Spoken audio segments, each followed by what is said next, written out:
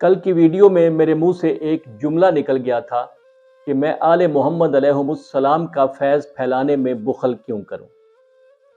بعد میں مجھے ایسے لگا کہ جیسے یہ جملہ میرے منہ سے نکلوایا گیا۔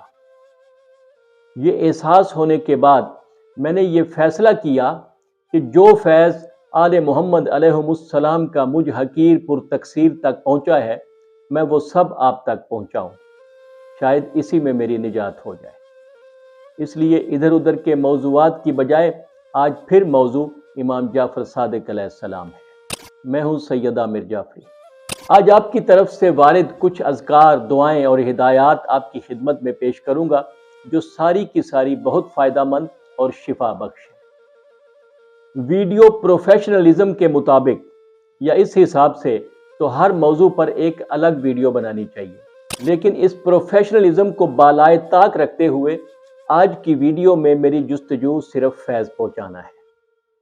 میں امید کرتا ہوں کہ آپ میری اس کوشش و کاوش کی قدر افزائی فرمائیں گے اور سبسکرائب اور فالو ضرور کریں گے، اور اس کے علاوہ یہ ویڈیو پوری دیکھیں گے۔ آپ کے یہ چند منٹ انشاءاللہ ضائع نہیں جائیں گے۔ اب چلتے ہیں اپنے مقصد کی طرف۔ نمبر 1، ایک روایت میں ہے کہ ایک شخص نے امام جعفر صادق علیہ السلام کی خدمت میں عرض کی کہ میں ایک کثیر السفر شخص ہوں، مجھے اکثر دور دراز کے سفر کرنے پڑتے ہیں، اور ان سفروں میں مجھے جنگلوں اور بیابانوں سے گزرنا پڑتا ہے۔ ان جنگلوں اور بیابانوں سے گزرتے ہوئے مجھے بہت ڈر لگتا ہے۔ مجھے کوئی ایسی چیز تعلیم فرما دیں کہ مجھے ڈر نہ لگا کرے۔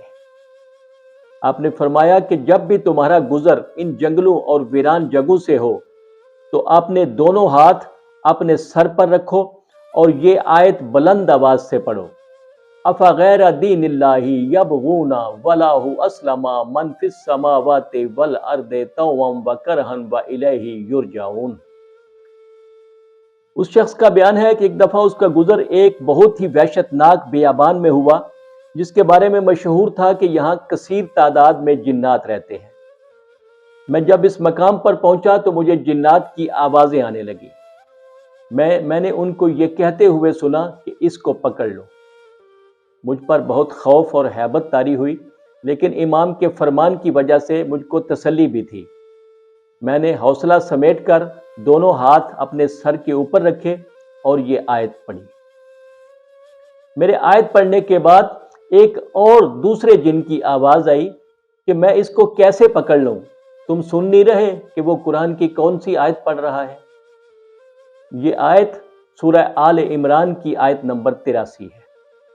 آپ بھی جب کبھی کسی ایسے مقام سے گزریں یا آپ کے گھر میں اگر جنات کا بسیرا ہو یا جنات آپ کو پریشان کر رہے ہوں تو یہی عمل کریں، انشاءاللہ اس سے بہت فائدہ ہوگا۔ نمبر 2، کئی لوگوں کے جسم پر سفید داغ بن جاتے ہیں، اور آج کل کی میڈیکل سائنس کی بے پناہ ترقی کے باوجود اس کا 100% ریزلٹ اورینٹڈ ٹریٹمنٹ کوئی نہیں ہے۔ امام جعفر صادق علیہ السلام نے اس کا علاج بھی بتایا ہے۔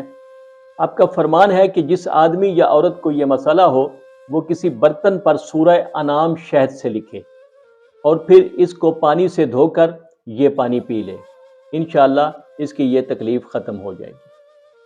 پھر آپ نے فرمایا کہ سورہ یاسین بھی یہی فائدہ دیتی ہے۔ اگر اس سورہ کو بھی آپ اسی طرح برتن پر لکھ کر دھو کر پی لیں گے تو انشاءاللہ اس تکلیف سے افاقہ ہوگا۔ نمبر 3، بعض لوگوں کو نظر بد بہت لگتی ہے۔ بعض جگہوں پر تو یہ کہاوت مشہور ہے کہ فلاں کی نظر پتھر پھاڑنے والی ہے۔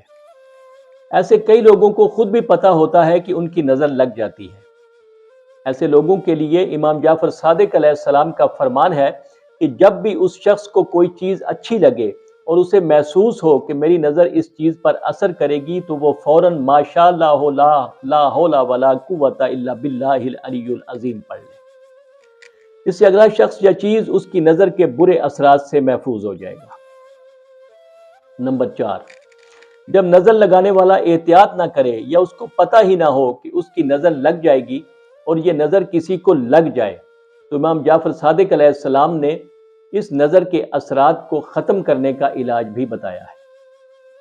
آپ کا فرمان ہے کہ جس کو نظر لگ گئی ہو وہ اپنے دونوں ہاتھ منہ کے برابر بلند کرے اور سورہ حمد، سورہ اخلاص، سورہ فلق اور سورہ ناس پڑھ کر اپنے ہاتھ سر کے اگلے حصے اور منہ پر پھیر لے، نظر بد کے اثرات زائل ہو جائیں گے۔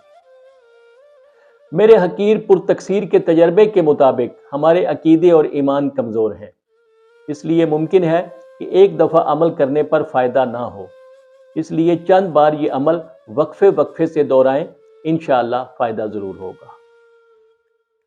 نمبر 5، میرے پاس ایک خاتون آئیں اور آتے ہی اس نے کہا کہ شاہ صاحب میرے غصے کا علاج کریں۔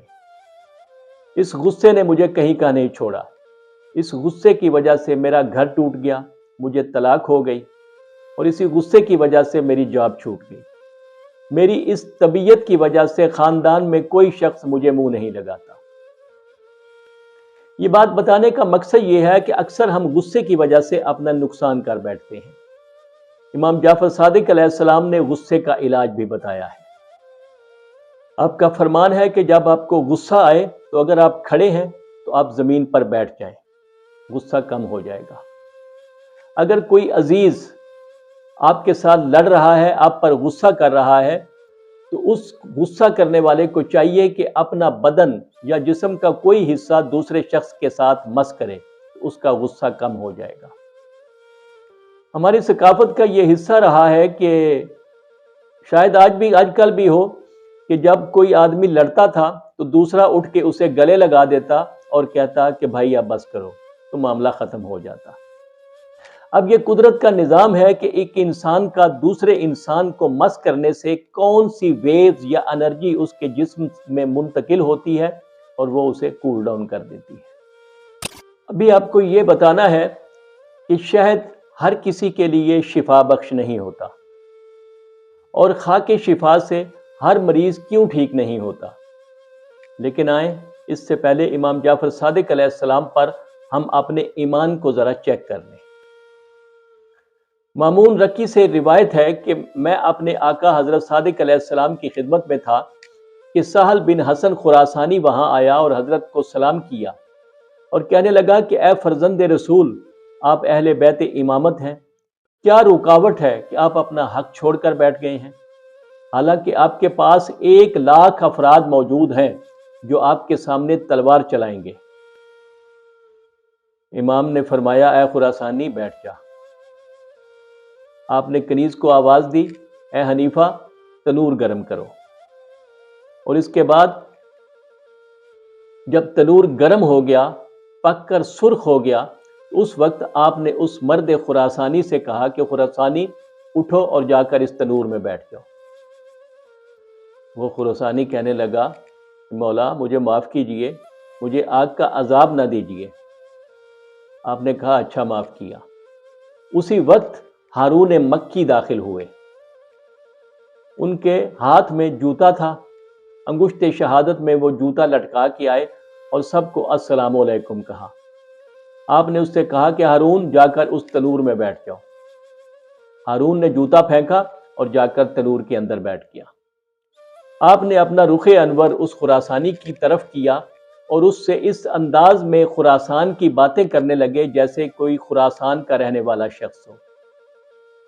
جب کچھ دیر گزری تو آپ نے اس خراسانی سے کہا کہ اٹھو جاؤ اور تنور میں دیکھو۔ جب اٹھ کر وہاں گیا اور اس نے تنور کے اندر دیکھا تو ہارون چوکڑی لگا کر تنور کے اندر بیٹھے تھے۔ اس وقت ہارون تنور سے باہر آئے اور سب کو سلام کیا۔ امام نے خراسانی سے پوچھا کہ اس جیسے خراسان میں کتنے ہیں؟ اس نے کہا خدا کی قسم ایک بھی نہیں۔ آپ نے فرمایا ہم ایسے زمانے میں خروج نہیں کریں گے جب 5 افراد بھی ہمارے مددگار تجھے نظر نہ آئیں۔ ہم خروج کے وقت کو بہتر جانتے ہیں۔ مجھ حقیر فقیر کی نظر میں ہارون کی صورت میں امام نے امام کو ماننے کا ایک معیار بتایا ہے۔ آئیں آج ہم اپنے امام وقت کے قریب ہونے کی کوشش کریں، اپنے آپ کو امام کی محبت سے سرشار کرنے کی کوشش کریں۔ محبت کچھ لینے کا نہیں بلکہ محبت دینے کا نام ہے۔ حبیب، بریر، زہیر اور حر نے مانگا کچھ نہیں بلکہ اپنی زندگیاں امام کی محبت میں قربان کی۔ اچھا جی، تو اب چلتے ہیں اپنے موضوع کی طرف۔ رسول اللہ صلی اللہ علیہ وسلم کا فرمان ہے کہ اسپند کے ہر درخت اور پتے پر ایک فرشتہ مقرر ہوتا ہے۔ اس درخت کے ریشے اور شاخیں غم و الم اور جادو کو دور کرتی ہیں، اور اس کے دانے 72 بیماریوں کے لیے شفا ہیں۔ اسپند، جسے ہماری زبان میں ہرمل اور انگلش میں پیگانم ہرملا کہتے ہیں، اس کے فائدے اب سائنٹیفکلی بھی پروف ہو چکے ہیں۔ اس کے بارے میں امام جعفر صادق علیہ السلام کا فرمان ہے کہ جس گھر میں ہرمل ہوتا ہے اس گھر سے شیطان 70 گھر دور بھاگتا ہے، اور ہرمل 70 بیماریوں کی دوا ہے۔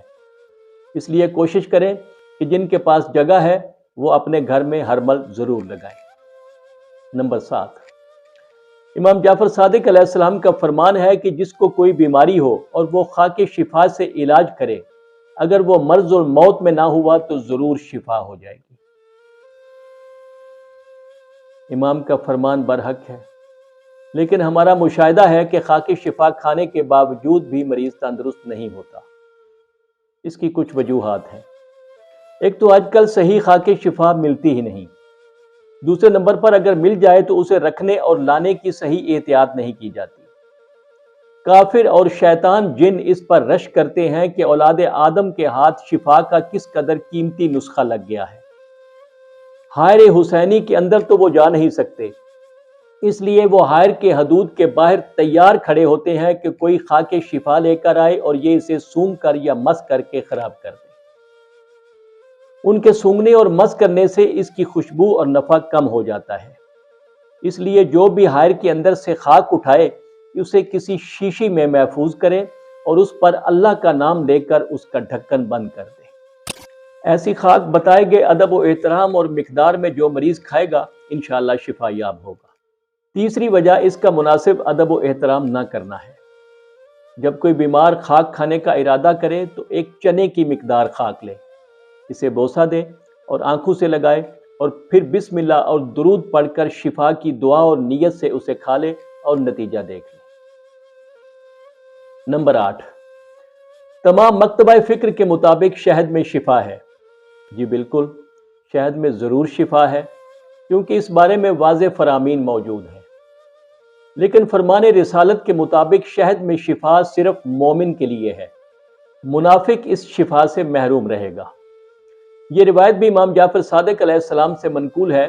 ایک شخص رسول اللہ صلی اللہ علیہ وسلم کے پاس آیا اور عرض کی کہ اس کے بھائی کے پیٹ میں درد ہے۔ آپ نے ارشاد فرمایا کہ اس سے کہہ دے کہ تھوڑا سا شہد گرم پانی میں ڈال کر پی لے۔ دوسرے دن وہ شخص پھر آیا اور کہا کہ اس نے شہد پیا تھا لیکن کچھ آرام نہیں آیا۔ آپ نے فرمایا کہ واپس جا اور دوبارہ اس کو شہد پلا اور اس کے پاس بیٹھ کر 7 بار سورہ الحمد پڑھ۔ جب وہ چلا گیا تو آپ نے فرمایا کہ اس کا بھائی منافق ہے، یہی وجہ ہے کہ شہد نے اسے فائدہ نہیں دیا۔ نمبر 9، امام جعفر صادق علیہ السلام سے دریافت کیا گیا کہ اگر ہمارے پاس تعویذ ہو اور ہم جنب ہو جائیں، یعنی ہم پر غسل جنابت واجب ہو جائے تو اس کا کیا حکم ہے؟ آپ نے فرمایا کہ اگر جنابت کی حالت ہو یا حیض والی عورت ہو تو تعویذ اگر چمڑے میں رکھا گیا ہو تو کوئی حرج نہیں۔ اللہ تعالیٰ بحق کے محمد و آل محمد علیہم السلام میری اور آپ کی تمام دعائیں مستجاب فرمائے، بیماریاں اور پریشانیاں ختم فرمائے، اور اپنے علاوہ کبھی کسی کا محتاج نہ ہونے دے۔ آمین۔ انشاءاللہ پھر ملیں گے۔